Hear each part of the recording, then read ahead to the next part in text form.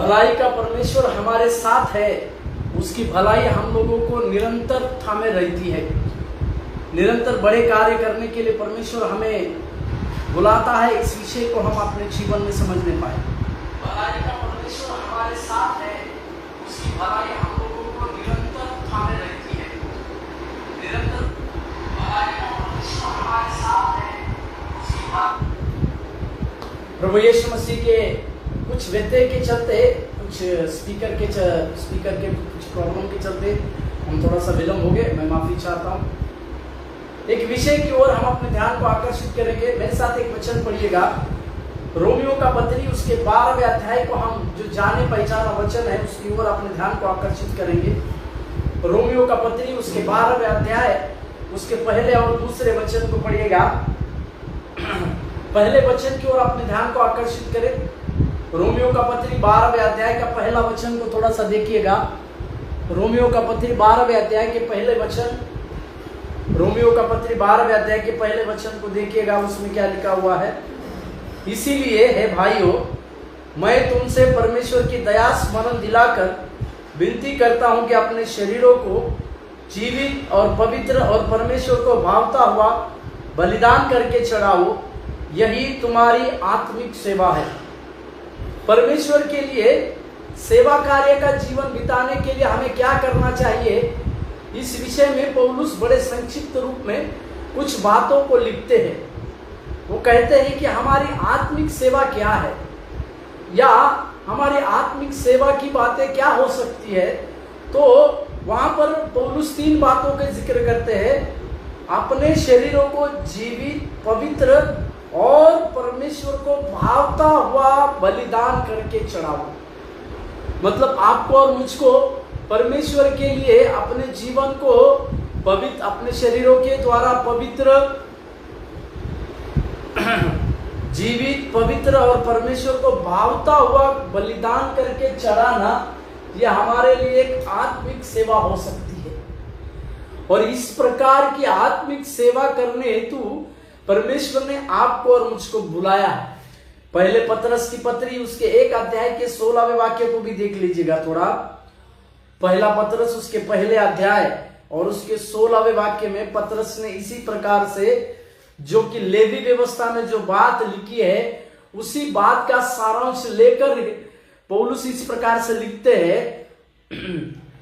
क्योंकि 15 वचन को भी पढ़ लीजिए, पहला अध्याय 15 वचन। पर जैसा तुम्हारा बुलाने वाला पवित्र है, वैसे ही तुम भी अपने सारे चाल चलन में पवित्र बनो, क्योंकि लिखा है पवित्र बनो क्योंकि मैं पवित्र हूं। मेरे प्यारो, यहां पर भी प्रेरित पौलुस परमेश्वर को पवित्र कहने के, परमेश्वर को पवित्र कहते हुए कुछ बातों को करते हैं।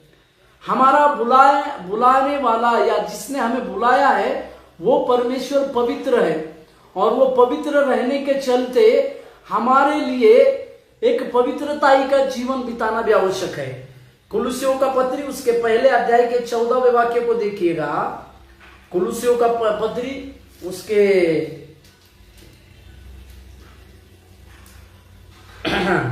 कुलुस्सियों का पत्री उसके पहले अध्याय के 14वें वाक्य को देखिएगा। वहां पर प्रेरित पौलुस क्या कहते हैं? कुलुस्सियों का पत्र 1:14, जिसमें हमें छुटकारा अर्थात पापों की क्षमा होती है।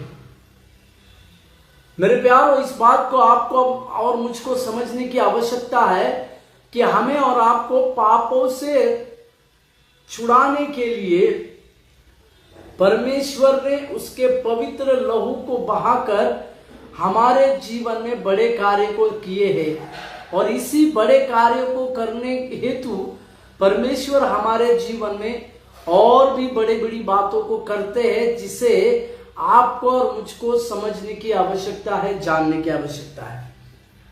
मेरे प्यारो, आप और हम बलिदान के विषय में कुछ बातों को देख रहे हैं। वो बलिदान जो जिस प्रकार के बलिदानों की बातें लगातार पवित्र शास्त्र में सुनाई देती है, दिखाई देती है, उसी प्रकार के बलिदानों को हम अपने जीवन काल में समझने पाए कि परमेश्वर का बलिदान हमारे लिए किस प्रकार से होता है। कुछ 3 लोगों के बलिदानों को मैं आपके सम्मुख में रखना चाहता हूं। उन तीनों बलिदानों से हम कुछ बातों को सीखने पाए, परमेश्वर की आत्मा हमारे जीवन में कार्य करने पाए और उस बलिदानों से हम कुछ बातों को सीखने पाए। सबसे पहला बलिदान अब्राहम का बलिदान, जिसको परमेश्वर ने अब्राहम को अपना एक पुत्र, मेरे साथ एक वचन को पढ़ लीजिएगा, उत्पत्ति का पत्री उसके 21वें अध्याय के पहले वचन। 21वां अध्याय उत्पत्ति की पत्री 21वें अध्याय का पहला वचन। यहोवा ने जैसा कहा था वैसा ही सारा की सुधि लेके उसके साथ अपने वचन के अनुसार किया। यहां पर लिखा हुआ है परमेश्वर ने सारा की सुधि ली। हालेलुया। क्योंकि हम इस बात को जानते हैं उत्पत्ति में कि 15वें अध्याय में इस प्रकार से अब्राहम का कहना था। और एक वचन को पढ़ लीजिए, उत्पत्ति की पत्री उसके 15वें अध्याय, उत्पत्ति की पत्री उसके 15वें अध्याय उसका 3रा वचन देखिए। और अब्राहम ने कहा, मुझे तो तूने वंश नहीं दिया, और क्या देखता हूं कि मेरे घर में उत्पन्न हुआ एक जन मेरा वारिस होगा। अब्राहम एक बड़े ही दुख भरे बातों के साथ प्रभु को इस प्रकार से कहता है कि परमेश्वर आपने मुझे वंश नहीं दिया है। इसका मतलब परमेश्वर ने, यहोवा ने सारा का उस गर्भ को बंद कर दिया था। परंतु परमेश्वर अपने वायदों का पक्का परमेश्वर है। वो जो वायदे को करता है वो वायदे को पूरा करने वाला परमेश्वर है। और उसी 15वें अध्याय में परमेश्वर ने अब्राहम से कहा कि तेरा नीज पुत्र ही तेरा वारिस बनेगा। और इसी के चलते जब 21वें अध्याय में हम आते हैं तो उस परमेश्वर ने जो बातें अब्राहम के जीवन में कही थी, जो बातें सारा के जीवन के लिए थी, जो बातें अब्राहम के जीवन के लिए थी, वो बातों को परमेश्वर ने पूरा किया 21वें अध्याय में। और उसमें लिखा हुआ है कि 3रे वचन में, उत्पत्ति का पत्री उसके 21 अध्याय के 3रे वचन में, अब्राहम ने उसके पुत्र का नाम जो सारा से उत्पन्न हुआ था इसहाक रखा। मेरे प्यारों, यहां हम देखते हैं कि इस अब्राहम को परमेश्वर ने जिस पुत्र की, जो पुत्र होगा बोलकर कहा था, उसी को एक पुत्र देकर उनके जीवन काल की सारी बातों को पूरा किया। अभी कई एक साल के बाद उनको जब और 5वें वचन में जब हम इस बात को जानते भी है कि जब इसहाक पैदा हुआ तो अब्राहम जो है 100 साल का था। एक 100 साल के अब्राहम के जीवन में परमेश्वर ने अपनी बड़ी दया की बातें, अपने बड़े अनुग्रह की बातों को दिया। ये इस कारण ही था कि परमेश्वर उनके जीवन में एक भलाई की बातों को करना चाहता था। परमेश्वर उनके जीवन में बड़े दया की बातों को करना चाहता था। परमेश्वर उनके जीवन में बड़े अनुग्रह की बातों को करना चाहता था। और इसी प्रकार के अनुग्रह को परमेश्वर ने अब्राहम के जीवन में इसहाक को देकर किया। और जब हम 22वें अध्याय में आते हैं, उत्पत्ति के पत्री उसके 22वें अध्याय में जब हम चले आते हैं तो वहां पर परमेश्वर अब्राहम से एक बलिदान को चाहते हैं। परमेश्वर अब्राहम से एक बलिदान की अपेक्षा को करते हैं। इसके विषय में हम देखते हैं।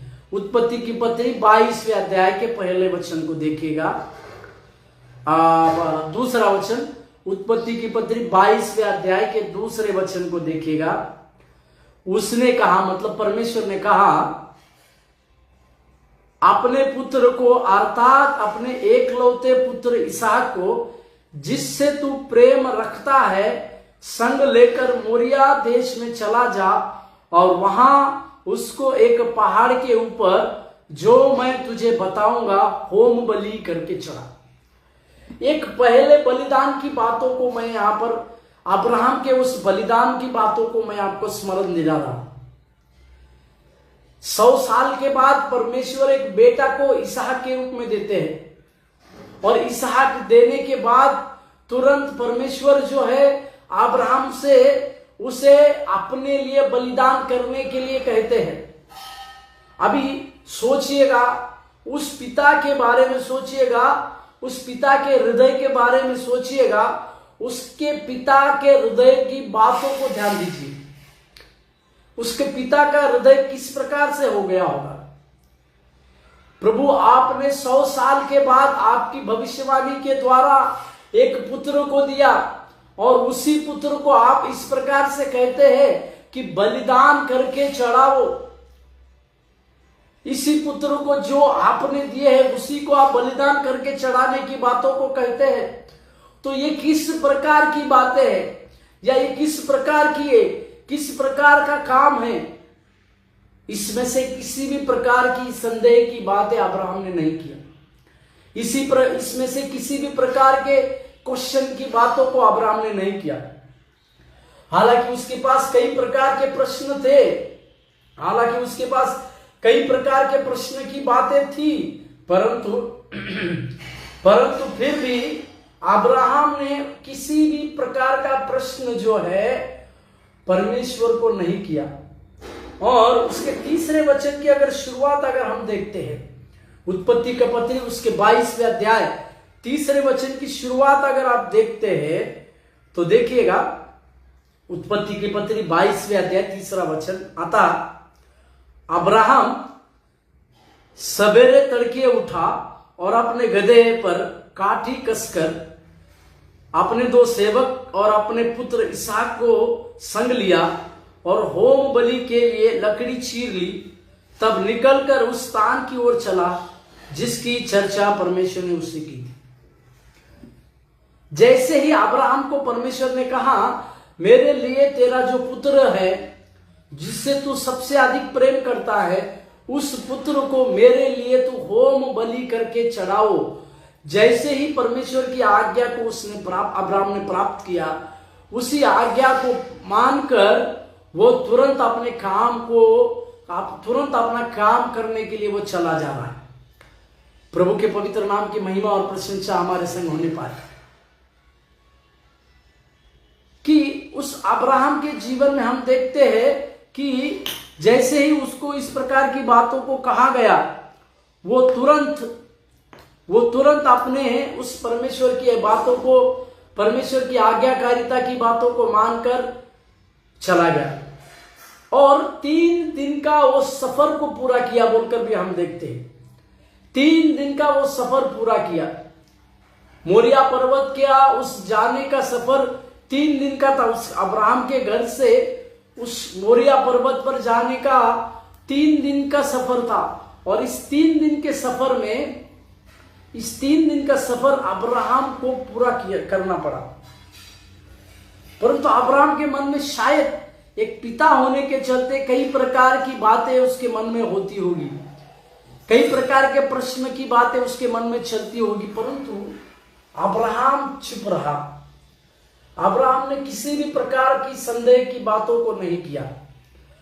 अब्राहम किसी भी प्रकार की बातों को परमेश्वर के लिए, जो परमेश्वर की बातें थी, उसी बातों को पूरा करने के लिए वो तत्पर था।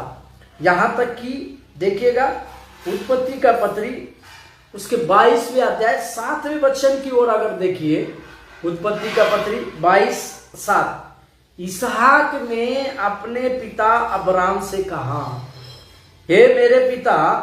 उसने कहा, हे मेरे पुत्र, क्या बात? उसने कहा, मतलब इसहाक ने, देख आग और लकड़ी तो है, पर होम बलि के लिए भेड़ कहां?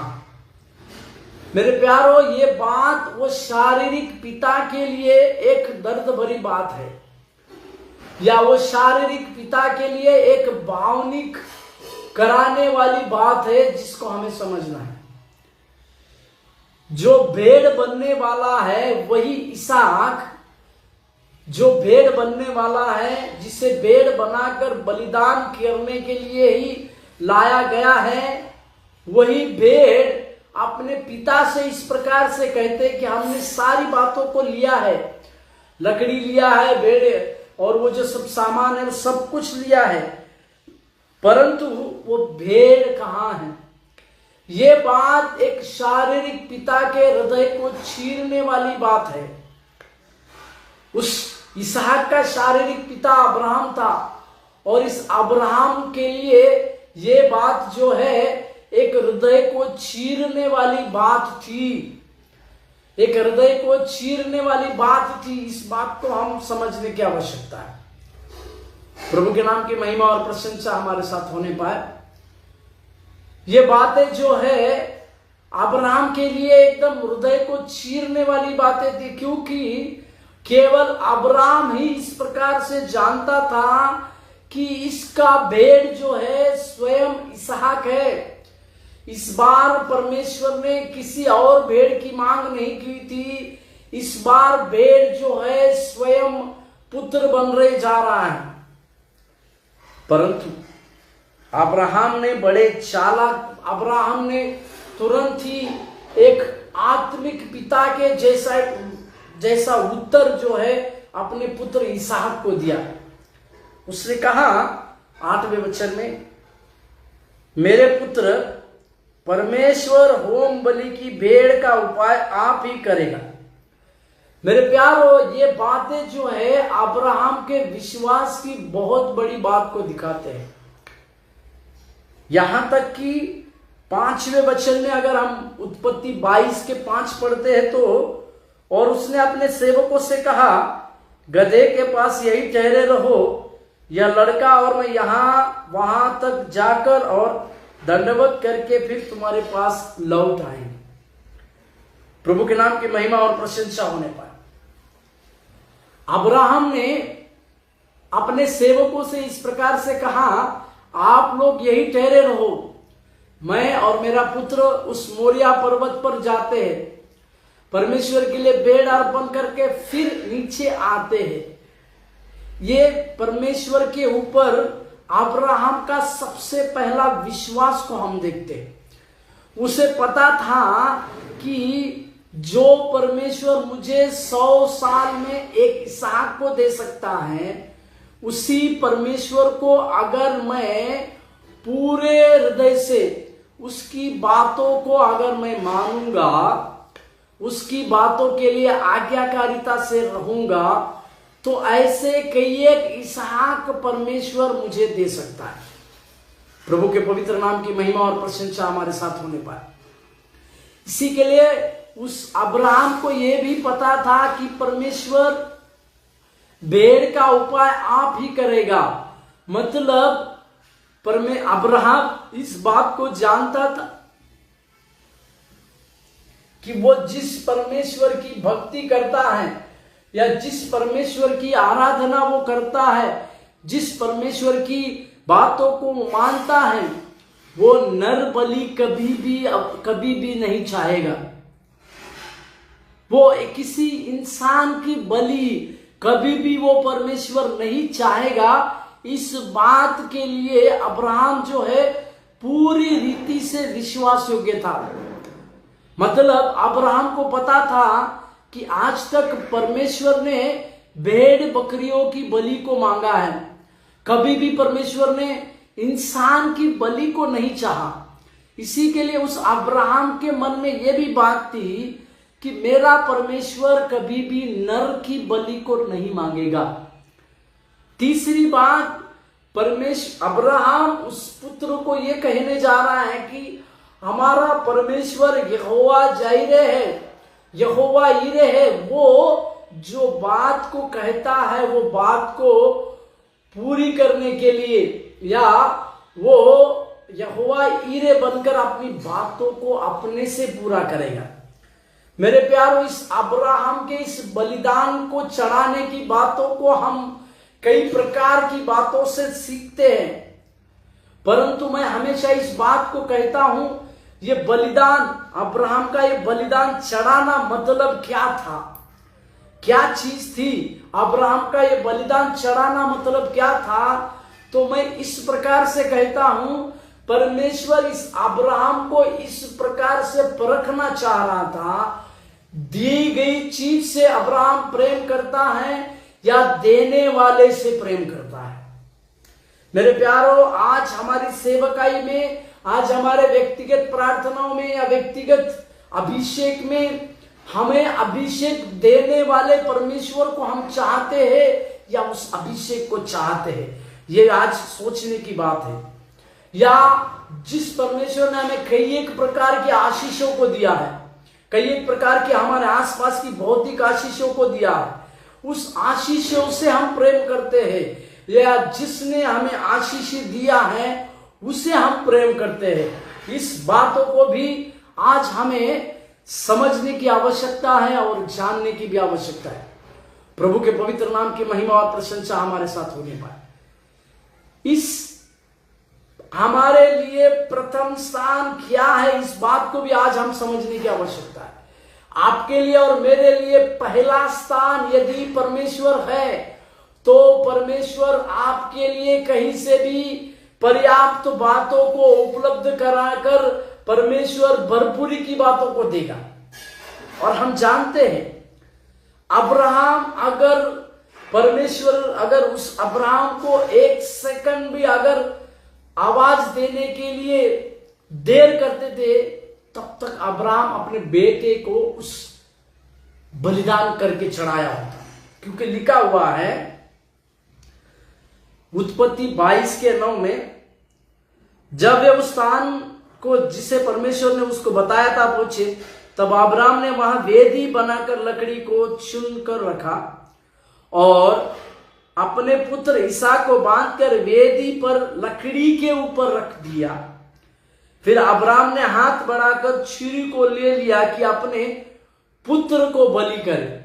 मेरे प्यारो, एक बात को यहां पर समझने की आवश्यकता है।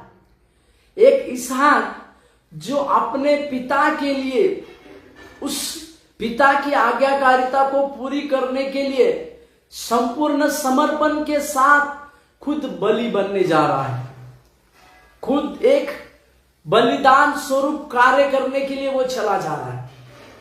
किसी भी प्रकार की बातें या किसी भी प्रकार का डिस्टर्बेंस किए बिना इसहाक चुपचाप अपने पिता की बातों को सह रहा है, क्योंकि उस इसहाक के अंदर इस बातों को पाया जाता था कि इसहाक इस प्रकार से कहता था कि जिस परमेश्वर की मेरा पिता आराधना करता है, जिस परमेश्वर का मेरा पिता आवाज को सुनता है, उस परमेश्वर की आज्ञा से बढ़कर मेरे पिताजी के पास और कोई भी बड़ी आज्ञा नहीं है।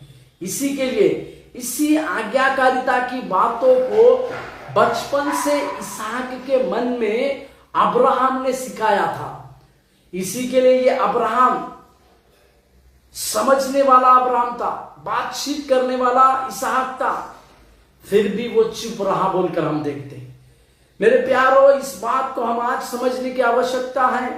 इस अब्राहम की आज्ञाकारिता से और इस इसहाक की आज्ञाकारिता से हमें इस बात को समझने की आवश्यकता है। जब हम परमेश्वर के लिए बलिदान चढ़ाते हैं तो उस बलिदान में किस प्रकार की बातें सम्मिलित है, या हम किस प्रकार के उस बलिदान की अपेक्षा को कर रहे हैं।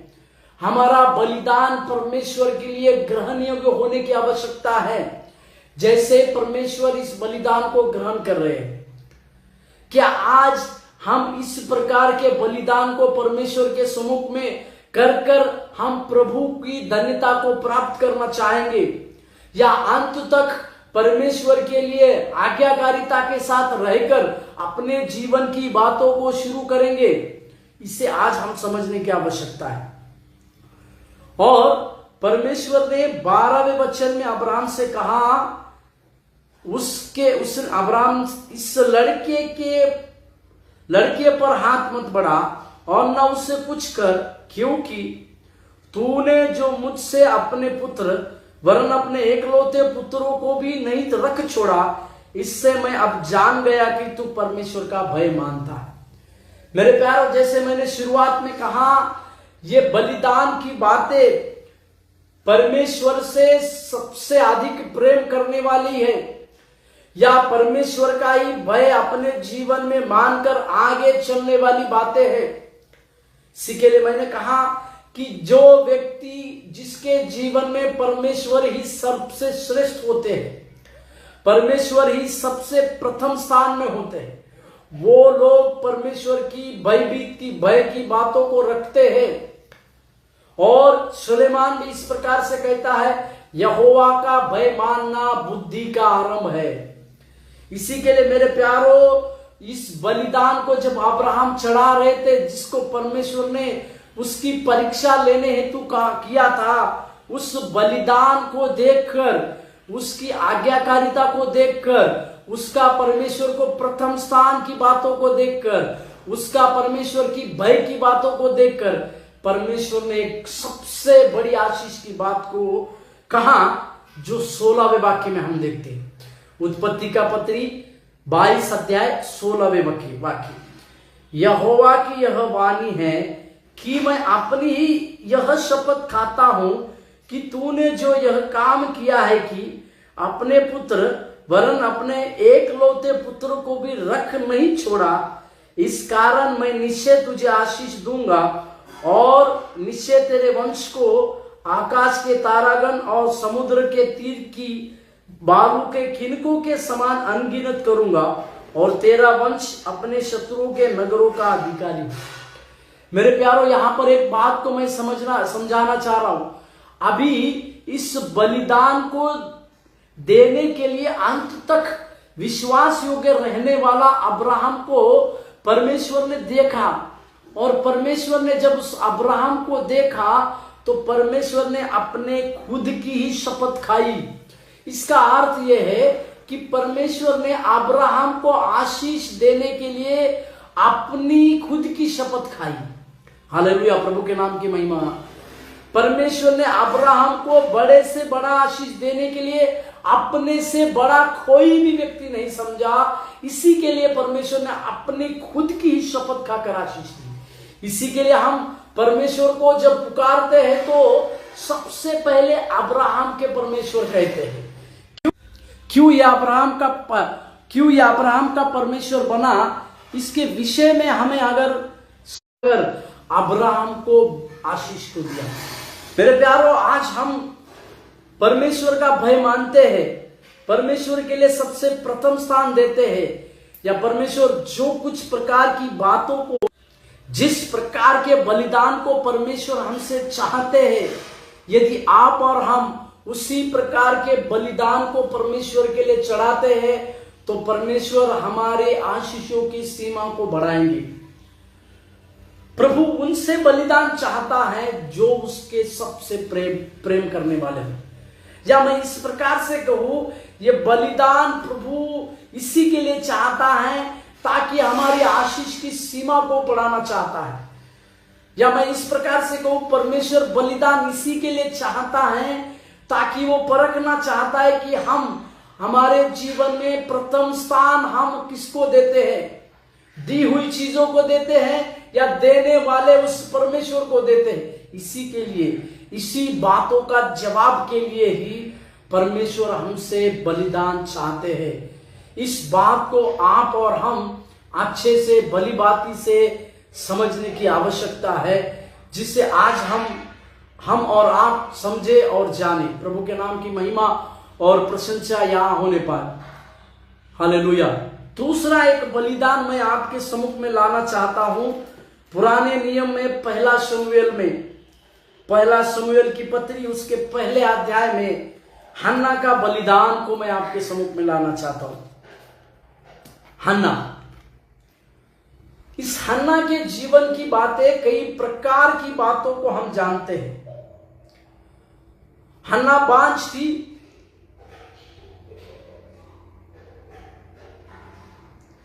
अगर पहला शमूएल की पत्री पहले अध्याय दूसरा वचन अगर हम पढ़ते हैं, पहला शमूएल पहला अध्याय उसका दूसरा वचन, एल्काना नाम का एक पुरुष था, उसकी 2 पत्नियां थी। एक का नाम हन्ना था, दूसरी का पनिन्ना था। पनिन्ना के तो बालक हुए, परंतु हन्ना के कोई भी बालक नहीं। एक बांझ रहने वाली स्त्री थी हन्ना, जिसके जीवन में एक बांझपन की बातें थी।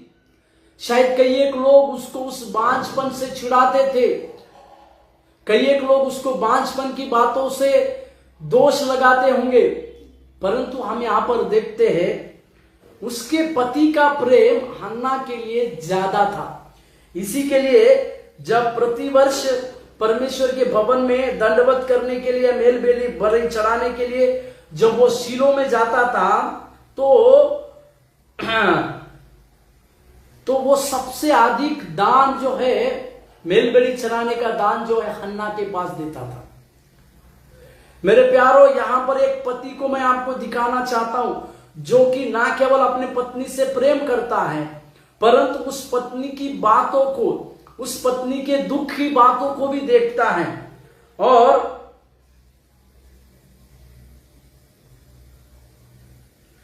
और इस पत्नी को उसकी दुख की बातों को जानकर एल्कना जो है वो उस पत्नी के अंदर की बातों को जानता था, क्योंकि एल्कना को यह पता था कि जो समस्या हन्ना के जीवन में है, उस समस्या का जवाब एल्कना नहीं, स्वयं यहोवा परमेश्वर है, क्योंकि यहोवा ने ही उसकी हन्ना की कोख बंद कर रखी थी। हालेलुया, प्रभु के नाम की महिमा। इसी के लिए एल्कना ये चाहता था कि हे हन्ना, तू उस अपने परमेश्वर को दिल खोलकर इस प्रकार की मेल बलि को चढ़ा और कई प्रकार के दान को मेल बलि चढ़ा, ज्यादा से ज्यादा मेल बलि चढ़ा। इस प्रकार की बातों को हन्ना के जीवन में एल्कना चाहता था। मतलब एल्कना को इस प्रकार से पता था कि जितना अधिक हन्ना उस मेल बलि को चढ़ाएगी, शायद परमेश्वर उसकी बातों को ज्यादा बलिदान चढ़ाने के चलते परमेश्वर उसकी बातों को सुनेगा। इस प्रकार का प्रेम, इस प्रकार का ख्याल रखने वाले एक पति को भी हमें सोचने की आवश्यकता है। और 5वें वचन को भी अगर हम देखेंगे, पहला सामुएल पहले अध्याय 5वें वचन, परंतु हन्ना को वह दूना दान दिया करता था क्योंकि वह हन्ना से प्रीति रखता था, तो भी यहोवा ने उसकी कोख बंद कर रखी थी। अपने पति से भरपूरी का प्रेम मिलने वाली हन्ना को देखते हैं, अपने पति से भरपूरी का दान मिलने वाली हन्ना को हम देखते हैं, अपने पति के पास से ज्यादा मेल बलि को देने की बातों को देने वाले उस पति को भी हम देखते हैं। इस प्रकार की सारी बातों को देखने के बावजूद हन्ना, उसकी कोख जो है परमेश्वर यहोवा ने बंद कर दी थी। और जब हन्ना दुखी होती थी, हन्ना रोती थी, बिलखती थी, खाना छोड़ देती थी, उसका पति उसके लिए एक बहुत बड़े सांत्वन के शब्द कहता था। वो 8वें वचन में देखिएगा, पहला सामुएल पहले अध्याय 8वें वचन, इसीलिए उसके पति एल्कना ने उससे कहा, हे हन्ना, तू क्यों रोती है और क्यों खाना क्यों नहीं खाती? तेरा मन क्यों उदास है? क्या तेरे लिए मैं 10 बेटों से भी अच्छा नहीं? इस प्रकार से हन्ना का जवाब, एल्कना का जवाब, यानी हन्ना के पति का जवाब आप देखते हैं तो एक प्रकार से वो इस प्रकार से कहता है कि क्या मैं तेरे लिए 10 लड़कों से कम नहीं हूं?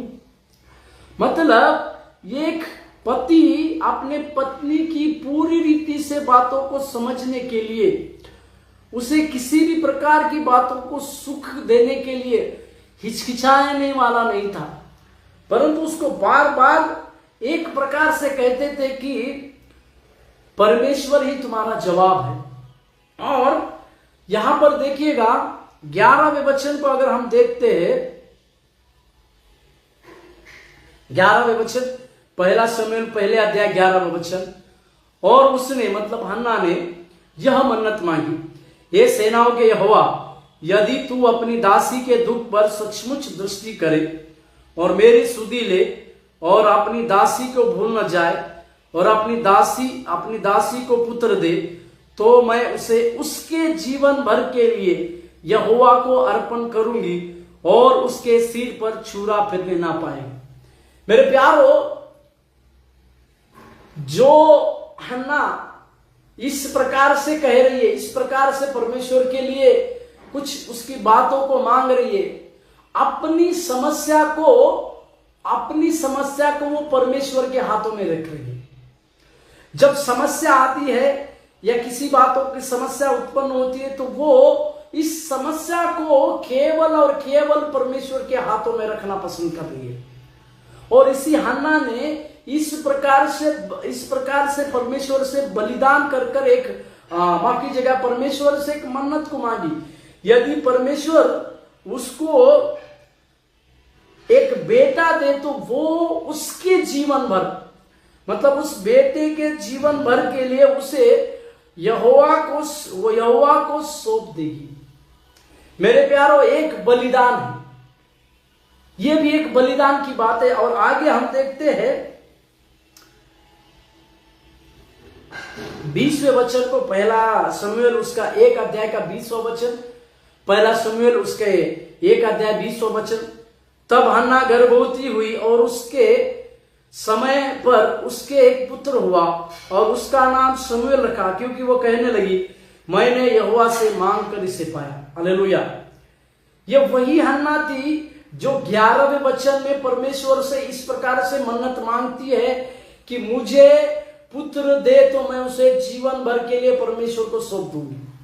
और 20वें वचन में वो गर्भवती होती है और परमेश्वर उसे पुत्र को देता है, और वो उसका नाम शमूएल इसीलिए रखती है क्योंकि वो कहती है कि मैंने यहोवा से मांग कर पाया।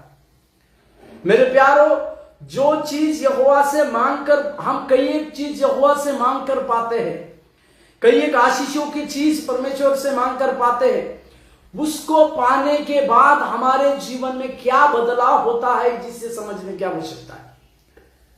मैं यहां पर इस बात को और जोर देना चाहता हूं कि 24वें वचन को देखिएगा।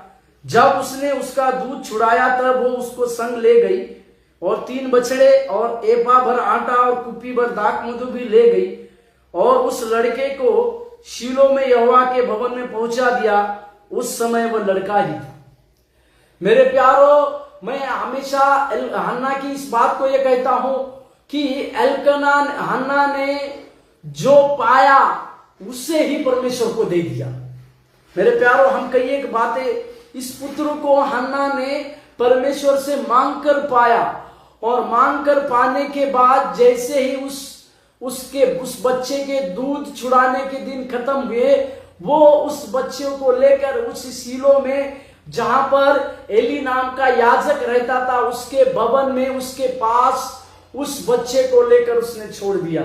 इसी के लिए मैं इस हन्ना के जीवन से एक बात हमेशा सीखता हूं। वो बात यह है, हन्ना ने जो पाया था उसी को परमेश्वर के लिए दे दिया। मेरे प्यारों, कई एक चीज हम परमेश्वर से मांगते हैं, कई एक चीज हम परमेश्वर से प्राप्त करते हैं, परंतु क्या कई एक चीज प्राप्त करने के बाद हम वो चीज के लिए परमेश्वर को दे देते हैं, या वो चीज परमेश्वर को हम धन्यवाद के रूप में दे देते हैं? इसी के लिए भजन संहिता में 103 में भजनकार इस प्रकार से कहते हैं। भजन संहिता 103 में देखिएगा, 103 में भजन संहिता का लेखक क्या कहते हैं। दाऊद भजन संहिता 103 में कहते हैं, हे मेरे मन यहोवा को धन्य कह, और जो कुछ मुझ में है वह उसके पवित्र नाम को धन्य कहे। हे मेरे मन यहोवा को धन्य कहे और उसके किसी उपकार को ना भूलना। हालेलुया। मेरे प्यारो, ये हमारी ना केवल प्रार्थना होनी चाहिए, हमारे व्यक्तिगत जीवन होना चाहिए। जो चीज हम यहोवा से मांग कर पाते हैं उसी को यहोवा के लिए अर्पण करना, यही सबसे बड़े बलिदान का चिन्ह है। और इसी सबसे गहरी बातों को हम हन्ना के जीवन से सीखते हैं। इस हन्ना के बलिदान को सीखिएगा। और इस हन्ना ने जिस लड़के को उस शीलो में एली नामक महायाजक के पास छोड़ दिया, वो लड़का इज़राइल का सबसे बड़ा भविष्यवक्ता हुआ। प्रभु के नाम की महिमा और प्रशंसा होने पाए। सबसे बड़ा भविष्यवक्ता को उसकी मां ने परमेश्वर के लिए बलिदान करके चढ़ाया। उसकी मां का बलिदान ना केवल परमेश्वर ने सुना, परंतु उसके बलिदान का जवाब परमेश्वर ने इस प्रकार से दिया। इज़राइल का सबसे बड़ा भविष्यवक्ता परमेश्वर ने उसको तैयार किया, जिसका नाम शमूएल था। या मैं इस प्रकार से कहूं, उस हन्ना ने जैसे ही उस अपनी बातों को पूरी करने के लिए उस बेटे को उस मंदिर में छोड़ दिया, परमेश्वर ने उस बलिदान को स्वीकार कर उसी लड़के को इज़राइल का सबसे बड़ा भविष्यवक्ता बनाया। प्रभु के नाम की महिमा और प्रशंसा होने पाए हमारे जीवन में। मेरे प्यारों, बलिदान की बातें छोटी हो बड़ी हो, परंतु जो लोग सच्चे हृदय से बलिदान करते हैं, परमेश्वर ना केवल उनके बलिदान की बातों को सुनते हैं, उनके बलिदान को स्वीकार करते हैं और उनमें बड़ी बातों को लाते हैं। बलिदान करने वाले लोग या बलिदान को चढ़ाने वाले व्यक्ति, इनकी जीवन की कहानियां अलग होती है। और एक नए नियम में एक बलिदान की बातों को मैं आपके सम्मुख में लाना चाहता हूं, जिसके विषय में भी हम अच्छी तरह से जानते हैं, परंतु उसके कुछ संक्षिप्त बातों को मैं आपके सम्मुख में रखना चाहता हूं। प्रभु के नाम की महिमा और प्रशंसा होने पाए। सबसे पहले बलिदान जो अब्राहम ने अपने पुत्र इसहाक के लिए किया, अब्राहम ने किया, उस बलिदान को हम सुने, परंतु उस बलिदान को परमेश्वर ने स्वीकारा नहीं, परंतु परमेश्वर ने इस बलिदान को बदले अब्राहम को सबसे बड़ी आशीष देने के लिए अपने से बढ़कर किसी को नहीं समझा। दूसरी बात, इस हन्ना ने जिस चीज को परमेश्वर से पाया उसी को बलिदान स्वरूप दे दिया, और उसके बदले परमेश्वर ने उसी लड़के को इज़राइल का सबसे बड़ा भविष्यवक्ता बनाकर खड़ा किया। प्रभु के पवित्र नाम की महिमा और प्रशंसा हमारे साथ होने पाए। इसकी बातों को भी हम समझने की आवश्यकता है कि परमेश्वर किस प्रकार की बातों को हमसे चाहते हैं और हमारे जीवन में किस प्रकार की बातों को। तीसरी एक घटना को मैं आपके सम्मुख में लाना चाहता हूं। लगातार 3 दिन प्रचार कर यीशु मसीह एक बहुत बड़ी भीड़ के सम्मुख में प्रचार कर रहे हैं। लगातार 3 दिन 3 रात बिना खाए पिए यीशु मसीह प्रचार कर रहे हैं, और यीशु मसीह प्रचार कर रहे हैं। लगातार लोग चंगाई को प्राप्त कर रहे हैं, लगातार लोग दुष्ट आत्माओं से छुटकारा पा रहे हैं, लगातार लोग कई प्रकार के आश्चर्य कर्म होते हुए भी देख रहे हैं, परंतु यीशु मसीह का ध्यान उनके जरूरत की चीजों पर भी था, क्योंकि यीशु मसीह जानते थे कि ये लोग लगातार 3 दिन से परमेश्वर का वचन को सुन रहे थे, और इसी के लिए यीशु मसीह उन लोगों की जरूरत की बातों को देख रहे थे कि इन लोगों की जरूरतें क्या थी। कई लोग परमेश्वर के उस वचन को सुनकर अपने हृदय में आनंद के साथ ग्रहण कर चले जा रहे थे। कई दुष्ट आत्माओं की बातें वहां से छूट रही थी। कई लोग अंधकार से छूटकर परमेश्वर की ज्योति चमका रहे थे। कई लोग कई प्रकार की बीमारियों से आजादी पा रहे थे। इतना होने के बावजूद भी प्रभु यीशु मसीह का ध्यान मनुष्य की जरूरत के ऊपर था। मेरे साथ खोलिएगा मत्ती रचित सुसमाचार की पत्री, उसके 14वें अध्याय, उसके 13वें वचन को देखिएगा। मत्ती रचित सुसमाचार की पत्री 14 अध्याय 13वें वचन।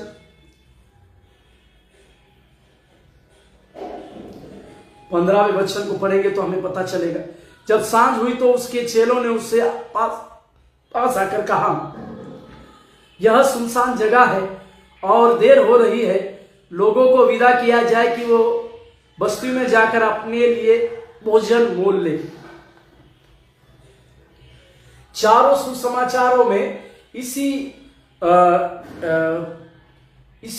चमत्कार का वर्णन हम पाते हैं मत्ती रचित सुसमाचार, मरकुस, लूका और यूहन्ना में भी इस प्रकार की बातों को चाहते हैं। परंतु लूका का लिखना कुछ बातों को समझाता है। मेरे साथ खोलिएगा लूका रचित सुसमाचार उसके 90वें अध्याय, लूका रचित सुसमाचार की पत्री उसके 90वें अध्याय 10वें वचन से 17वें वचन तक। लूका रचित सुसमाचार की पत्री 90वें अध्याय 10वें वचन से 17वें वचन तक। यहां पर देखिए, फिर लूका रचित सुसमाचार 90वें अध्याय 10, फिर प्रेरितों ने लौटकर जो कुछ उन्होंने किया उसको बता दिया और वह उन्हें अलग करके बेतसैदा नामक नगर को ले गया। यह जानकर भीड़ उसके पीछे हो ली और वह आनंद के साथ उनसे मिला और उनसे परमेश्वर के राज्य की बातें करने लगा। और जो लोग चंगा होना चाहते थे वे चंगे होने लगे। जब दिन ढलने लगा तो 12 ने आकर उससे कहा, भीड़ को विदा कर कि चारों ओर के गांव के बस्तियों में जाकर टिके और भोजन का उपाय करे, क्योंकि हम यहां सुनसान जगह में हैं। एक ऐसी जगह में प्रभु यीशु मसीह का वचन 5000 पुरुष सुन रहे थे। एक ऐसी सुनसान जगह, ऐसी पहाड़ी जगह पर 5000 पुरुष प्रभु यीशु मसीह का वचन का प्रचार को सुन रहे थे। इसी के लिए चेले लोगों ने उनके पास आकर इस प्रकार से कहा कि लोगों को विदा किया जाए कि वे बस्तियों में जाकर रोटी को मोल ले आए।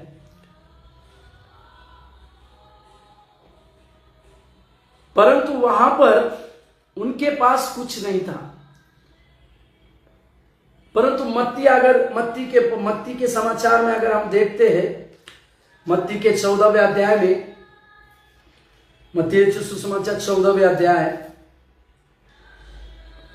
मत्ती रचित सुसमाचार 14वें अध्याय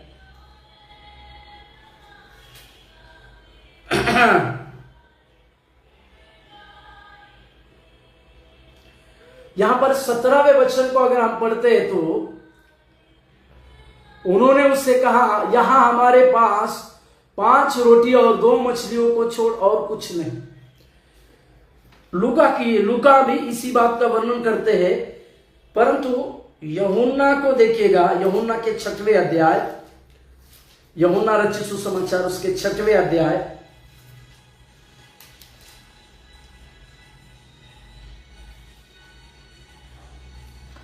यहां पर यूहन्ना जब लिखता है तो वो विस्तारित से एक बात को लिखता है। यूहन्ना रचित सुसमाचार उसके 6वें अध्याय उसके 9वें वाक्य में यूहन्ना इस प्रकार से, यहां एक लड़का है जिसके पास जो कि 5 रोटी और 2 मछलियां है, परंतु इतने लोगों के लिए वे क्या है। जब मत्ती लिखता है और लूका लिखता है तो वे इस लड़का है कहकर नहीं लिखते हैं। वे सिर्फ उस लड़के की 5 रोटी और 2 मछली को अपने हाथ में लेकर इस प्रकार से यीशु को कहते हैं कि हमारे पास 5 रोटी और 2 मछली है। परंतु जब यूहन्ना लिखता है तो यूहन्ना सरल देखी हुई बातों को, जो उसने देखा, जिसकी गवाही वो था, उसी को देखकर वो लिखता है कि यहां पर एक लड़का है। मेरे प्यारों, इस लड़के के बलिदान को मैं आपको आज दिखाना चाह रहा हूं। उस समय इजरायली लोगों का खाना, एक दिन का खाना 5 रोटी और 2 मछली था। या मैं इस प्रकार से कहूं कि बच्चे छोटे बड़े जब भी कहीं बाहर जाते थे तो उनके पास इस प्रकार की 5 रोटी दी जाती थी और 2 मछली दी जाती थी उनको खाने के लिए। ये उनका एक दिन का भोजन था। ये उनके लिए एक दिन की पर्याप्त रोटी थी, जो कि इस लड़के के पास वो रोटी और 2 मछलियां थी। प्रभु के नाम की महिमा और प्रशंसा हमारे साथ होने पाए। इस बच्चे के पास जो 5 रोटी थी, 2 मछलियां थी, उस बच्चे ने उस 3 दिन के उस सभा में लोगों को कई प्रकार के चंगाई को पाते हुए देखा, कई प्रकार के दुष्ट आत्माओं को निकलते हुए देखा, कई प्रकार के बड़े बड़े बीमारियों को चंगे होते हुए देखा। इसी के लिए इस लड़के के अंदर ये भावना आई कि जो मेरे हाथ में है, विश्वास के साथ मैं यीशु के हाथों में दे दूंगा। मेरे प्यारो, इस छोटे बालक के द्वारा हम इस बात को सीखने पाए कि जो आपके हाथों में है, विश्वास के साथ प्रभु यीशु के पास देंगे तो उसकी बढ़ोतरी करने का अधिकार यीशु मसीह के पास है। आज आपके हाथ में क्या है, इस बातों को सोचे बिना आपके पास जो है उसको विश्वास के साथ प्रभु के हाथों में दीजिए। प्रभु उसके ऊपर बड़ी आशीष की घोषणा करेंगे। या मैं इस प्रकार से कहूं, जो आपके हाथ में है उस बातों का बलिदान आप प्रभु के लिए चढ़ाइए। उस लड़के ने अपना एक दिन का भोजन त्याग दिया। उस लड़के ने अपने एक दिन का भोजन प्रभु के हाथों में दिया और उसके बदले में वो लड़का ये 5000 लोगों के लिए खाना खिलाने के लिए प्रभु यीशु मसीह के बाद पर्याप्त व्यक्ति बना। प्रभु के पवित्र नाम की महिमा और प्रशंसा हमारे साथ होने पाए। वहां पर लिखा हुआ है कि जैसा ही उस लड़के ने उस रोटी को प्रभु यीशु मसीह के हाथों में दिया, प्रभु यीशु मसीह ने उस रोटी को लेकर धन्यवाद के साथ उस रोटी को तोड़ा। यूहन्ना 6:11 यूहन्ना 6:11। तब यीशु ने रोटियां ली और धन्यवाद करके बैठने वालों को बांट दी और वैसा ही मछलियों में से जितने वे चाहते थे बांट दिया। मेरे प्यारो, यहां पर उस लड़के के उस रोटी और उस मछली के बलिदान की बातों को हम स्मरण करने पाए। उस लड़के ने अपने एक दिन के भोजन को बलिदान कर दिया यीशु के पास। विश्वास के साथ उसने इस प्रकार की बलिदान की बातों को किया और ये लड़का कई एक पुरुषों को खाना खिलाने के लिए पर्याप्त बन गया। इसका किया हुआ बलिदान उन 5000 लोगों के लिए, उन 5000 लोगों के लिए खाना खिलाने के लिए पर्याप्त बन गया। मेरे प्यारो, आज के इस सत्र में हम 3 प्रकार के बलिदानों को सीखे। अब्राहम का बलिदान, जो अपने पुत्र इसहाक को परमेश्वर के लिए अर्पण करने के लिए जा रहा था, उसके बलिदान को प्रभु ने स्वीकारा और अब्राहम को इतनी बड़ी आशीषें दी, इतना बड़ा आशीष दिया कि अपनी खुद की शपथ खाकर परमेश्वर ने उसे आशीष दिया और अब्राहम को आशीष का श्रोता बनाया, आशीष का मूल बनाया।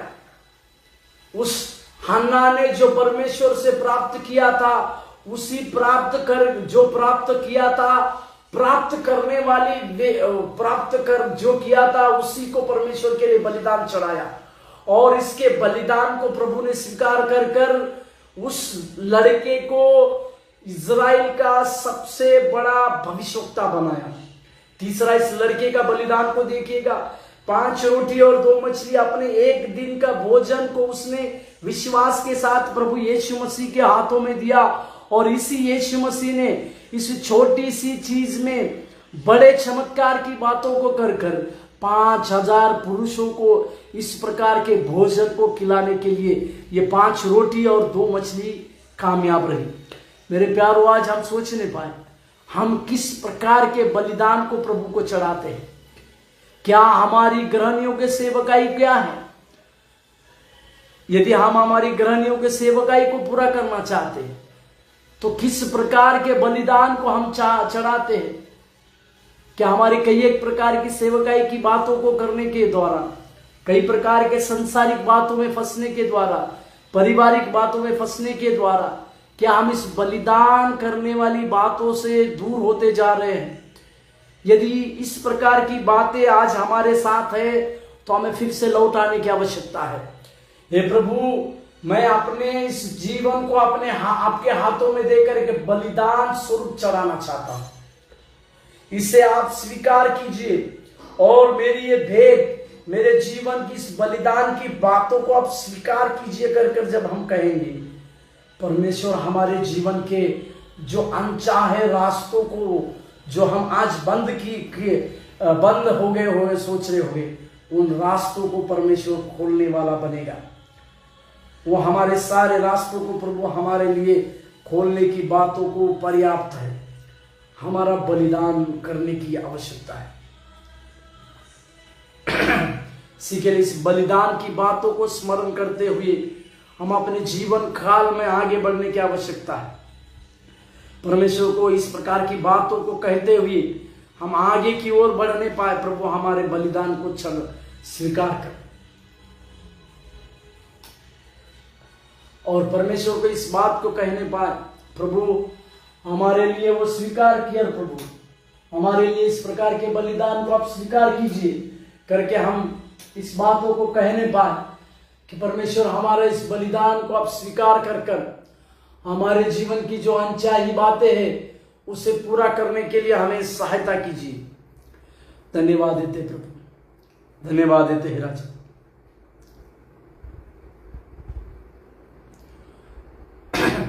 धन्यवाद देते प्रभु जी, धन्यवाद देते प्रभु जी, धन्यवाद देते प्रभु जी। ओ स्तुति हो परमेश्वर, स्तुति हो प्रभु, स्तुति हो प्रभु, स्तुति हो प्रभु, स्तुति हो प्रभु। आपकी बड़ी दया को हम मांगते हैं परमेश्वर। मेरे जीवन का मकसद तू है, मेरे जीने का कारण तू है, मेरे जीवन का मकसद तू है, मेरे जीने का कारण तू है। मैं जीऊं या मरूं वो तेरे लिए है, तू मेरा प्रभु है, मेरे जीवन का मकसद तू है, मेरे जीने का कारण तू है। मुझ पर हुई है कृपा, बेकार न जाने दो, जिसने मुझे है चुना उसकी ओर मैं बढ़ूं, कि मैं पाऊं तुझसे पुरस्कार, दौड़ा मैं जाऊं, मैं जीऊं या मरूं वो तेरे लिए है, तू मेरा प्रभु है। प्रभु हमारे बलिदान को स्वीकार करके आप जो चाहते हैं उस बातों का हमारे जीवन में कीजिए। अब्राहम ने जो बलिदान किया, इसके लिए आपने उसको आशीष देने के लिए प्रभु अपने से बड़ा किसी को नहीं समझा।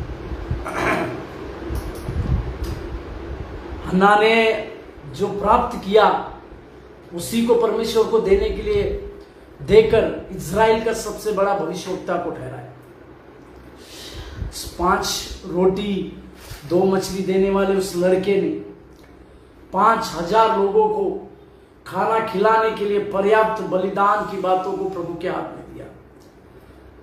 इस प्रकार के बलिदान हमारे भी जीवन में होने पाए। आपकी दया और आपका अनुग्रह हमारे साथ हो, सहायता कीजिए। यीशु मसीह के नाम से प्रार्थना को मांगते हैं, आमीन। प्रभु आपको आशीष दे। धन्यवाद।